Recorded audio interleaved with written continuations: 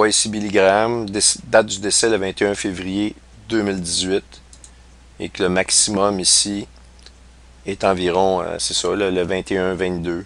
On le voit ici en 2017, en février 2017. Vous allez me dire, oui, c'est un signe, on le sent dans nos cœurs, mais c'est que depuis le mois de février, le 21 février, on a eu beaucoup de nouvelles prophétiques.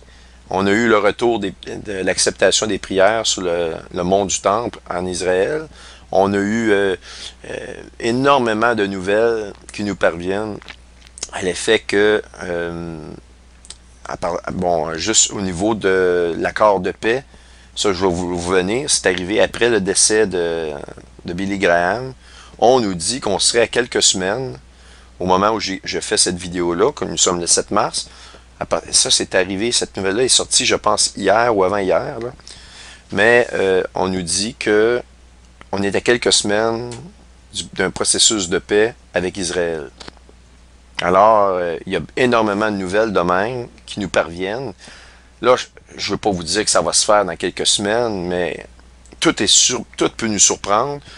Juste à prendre par exemple la fameuse ambassade américaine qui devait être inaugurée en 2019, et on nous annonce subitement, non, ça va être cette année. Écoutez, le mois de mai s'en vient, le 14 mai, c'est très très proche, c'est quasiment demain, là. Puis ils vont inaugurer déjà l'ambassade, donc tout est en accélération. Alors, regardons la prophétie dans laquelle je vais vous parler. Ça se retrouve dans le livre de Pierre, 2 Pierre 1, 2 Pierre chapitre 1 et le verset 16, ok? Et regardez bien, et évidemment, ça a une connotation spirituelle, mais ça a aussi une connotation, comme je vous ai dit, il y a toujours une double connotation, même voire une triple connotation, une connotation physique, une connotation spirituelle et une connotation astronomique. Je suis convaincu que toute la parole de Dieu est écrite dans les cieux par le mouvement des étoiles. J'en ai assez de preuves, ça prendrait plus qu'une vie pour pouvoir le prouver, mais non, en fait pas pour pouvoir le prouver, mais pour pouvoir, je veux dire, trouver les astres qui correspondent à la parole de Dieu et leurs mouvements qui correspondent au texte. Cependant, j'ai déjà donné assez de parties de texte qui correspondent à des astres pour prouver que c'est exactement ce qui semble être le cas. Donc ici au verset 16, c'est là qui m'intéresse, dans 2 Pierre 1. Ce n'est pas en effet en suivant des fables habilement conçues que nous vous avons fait connaître la puissance et l'avènement de notre Seigneur Jésus-Christ, mais c'est comme ayant vu sa majesté de nos propres yeux.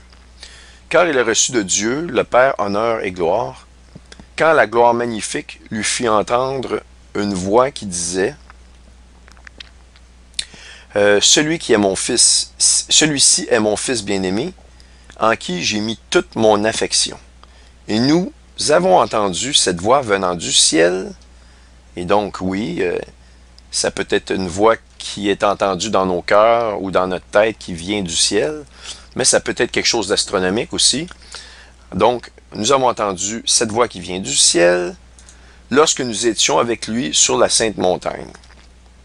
Et nous tenons pour autant plus certain la parole prophétique à laquelle vous faites bien de prêter attention comme à une lampe qui brille dans un lieu obscur. Alors, vous comprendrez qu'une étoile dans le ciel peut être comparée à une étoile qui brille dans un lieu obscur qui est le ciel noir, et autant Vénus, qui elle est une étoile vue de la Terre, qui est une planète, mais qui brille comme une étoile, vue de nous, de nos yeux de la Terre. Et la nuit, eh bien, elle nous paraît comme une lampe qui brille dans un lieu obscur, jusqu'à ce que le jour vienne apparaître et que l'étoile du matin se lève dans nos cœurs.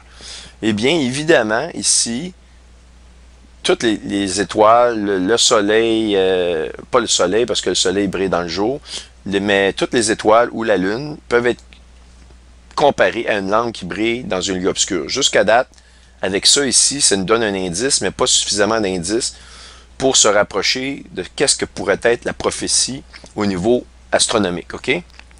Mais que l'étoile du matin se lève dans nos cœurs, eh bien là, on vient d'éliminer toutes les étoiles. Il ne reste que Vénus.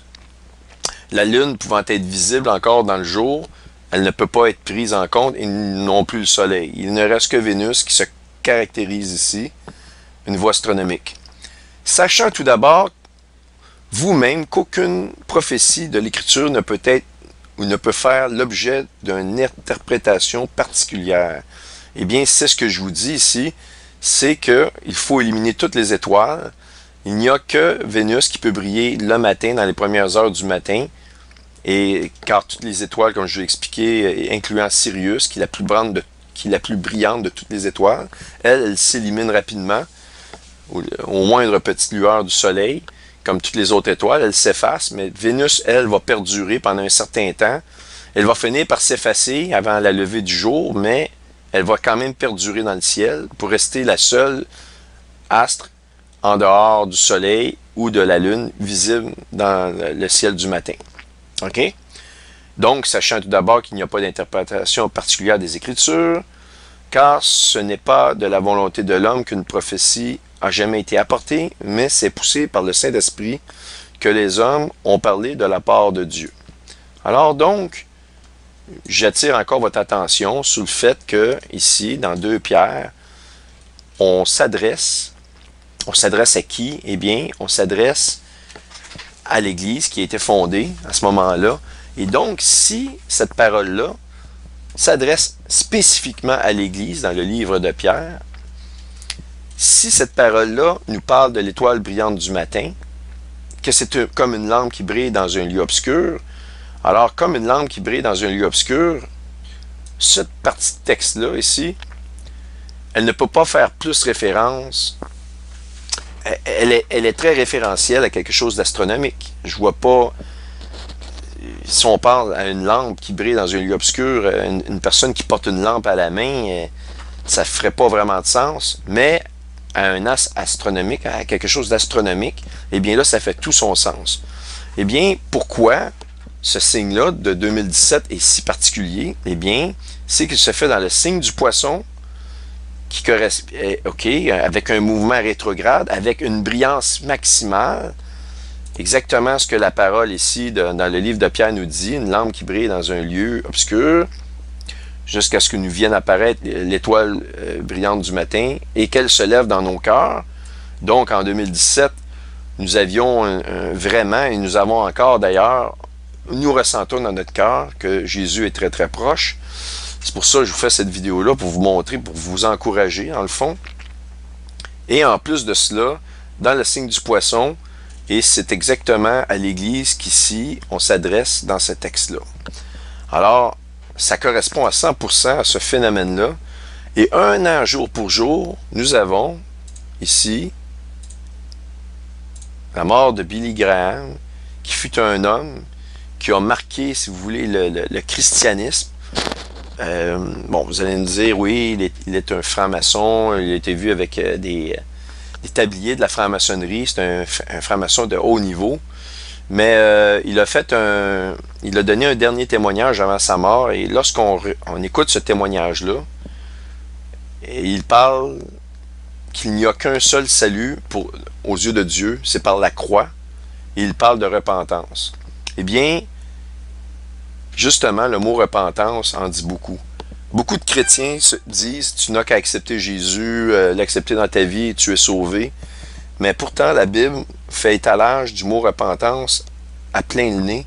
On en a partout, le mot repentance. S'il n'y a pas un processus de repentance, de vouloir changer son cœur, de sentir qu'on est une personne déchue, qu'on est foncièrement pécheur, et que même si on ne peut pas s'empêcher d'être pécheur, on est imparfait, eh bien, accepter qu'on est imparfait, mais tout en voulant se changer, tout en ayant la volonté de changer, par la repentance, le repentir, eh bien, vous ne pouvez pas être chrétien, il y a quelque chose qui ne fonctionne pas.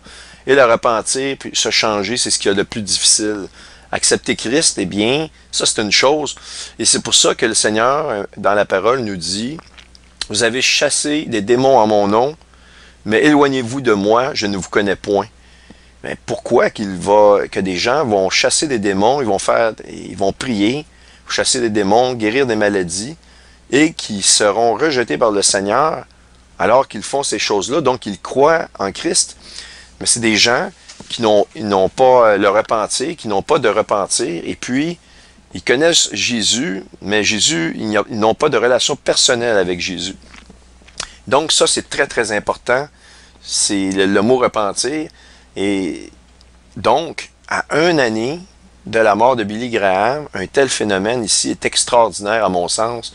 Et selon moi, il s'agit de la prophétie de Pierre, de 2 Pierre 1, les versets 16 jusqu'à 21. Mais je parle ici évidemment du côté astronomique. Mais si on regarde, si vous analysez par vous-même, vous qui m'écoutez de chez vous, de votre domicile, réfléchissez et demandez-vous. Bon, on a eu un épisode en 2015, au mois de septembre, où nous avons cru l'enlèvement possible et il ne s'est rien passé. Mais il s'est passé des choses incroyables. Nous avons vu à 9h23 le matin à New York, le pape serrer la main de Barack Obama. Et selon moi, ça a été l'initiation du nouvel ordre mondial confirmé par le faux témoin, le faux prophète qui est le pape, et 2, pour moi, qui est l'antéchrist. Comme vous le savez, je pense que Barack Obama est l'antéchrist. Vous n'êtes pas obligé de partager ça. Mais il y a un ministère de recherche important aux États-Unis qui ont fait une recherche et ils ont découvert que Barack Obama a 35 des 50 caractéristiques de l'antéchrist dans la Bible. 35 sur 50. Et selon moi, pour lesquels il manque, s'il pouvait rentrer en communication avec moi, on augmenterait ce chiffre-là. Donc déjà, 35 sur 50 caractéristiques qui sont mentionnées pour Barack Obama. Alors, moi, je prends pas mon intelligence, parce que si c'était de ma propre intelligence, je vous dirais, ben non, c'est pas Barack Obama, la personne est cachée encore, va se manifester. Mais comme j'aime à plaire, pas à plaire, mais j'aime à croire que la parole de Dieu c'est elle qui a raison, et elle a toujours raison, eh bien, je me fie sur la parole, et la parole m'indique que Barack Obama serait l'homme de prédilection. Il va se manifester. Il va se manifester au niveau du début des tribulations. C'est lui qui va prendre le pouvoir sur cette terre. Et on n'a rien qu'à penser à G.R. Church, qui est un autre grand ministère, un ministère d'érudits. C'est des ministères qui sont un peu comme Tom Horn. C'est des ministères qui vont faire énormément de recherches. Et G.R. Church ont fait une recherche de la lignée d'Obama et ils en sont arrivés à la conclusion qu'il est un Assyrien. Alors donc, vous savez très bien comme moi que Barack Obama se fait appeler l'Assyrien dans la Bible. Alors donc, trouvez-moi des gens qui ont toutes ces caractéristiques-là. Puis Barack Obama qui se fait photographier avec comme un demi-soleil sur le dos. Quand on regarde le dieu des Indiens, pas des Hopis, mais je me rappelle plus cette tribu d'Indiens-là, mais ils avaient leur dieu, c'était le Yehi, et c'était un grand chaman qui ouvrait des portals dans le ciel.